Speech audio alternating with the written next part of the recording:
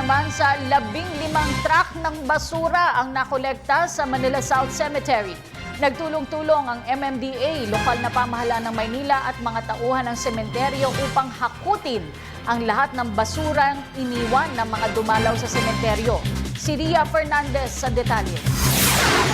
Malinis na ngayon ang Manila South Cemetery.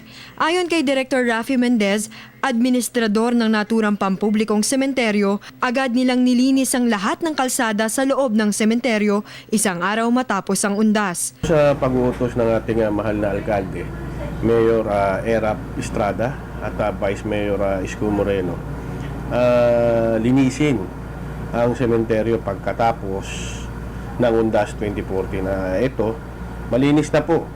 Isang araw lang ang dumaan, malinis na po ang buong sementeryo ng South Cemetery. Sa pagtutulungan ng mga tauhan ng sementeryo, DPS o Development Public Service ng lokal na pamahalaan ng lungsod ng Maynila at MMDA, nakakolekta ng 15 truck ng basura sa sementeryo. Karamihan dito ay mga bulaklak at plastik mula sa nagdaang undas. Mas mababa ito sa 40 truck noong undas ng nakaraang taon. Kasama rin sa paglilinis ng basura ang pagkukudkod ng mga esperma o tunaw na kandila sa mga puntod.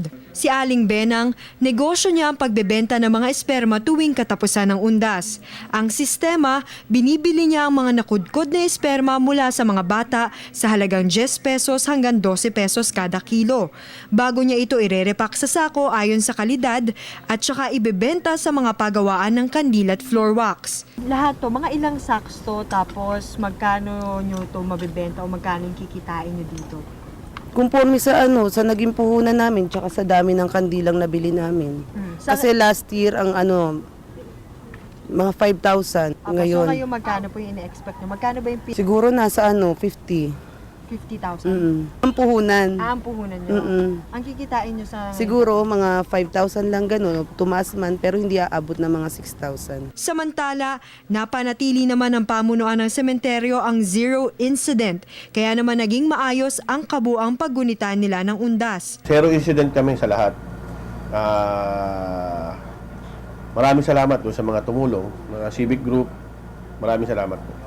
Patuloy pa rin ang pagsisilbi ng pamunuan sa mga bibisita sa puntod ng yumaong kaanak hanggang ngayong araw. Ilan rito ang libreng pagpapagamit ng mga wheelchair sa mga matatanda at may kapansanan, ang pagpapacharge ng baterya ng mga cellphone at pag-asiste sa paghahanap ng lokasyon ng puntod gamit ang computer. Sa ngayon, makakapasok na ang mga sasakyan sa loob ng sementeryo. Inaasahang 3,000 katao ang habol ngayong araw para dumalaw sa puntod ng mga kaanak sa Manila South Cemetery. Nasa 100,000 katao ang bilang na bumisita kahapon dito, habang nasa 700,000 naman noong Nobyembre 1. Para sa Telebisyon ng Bayan, Ria Fernandez.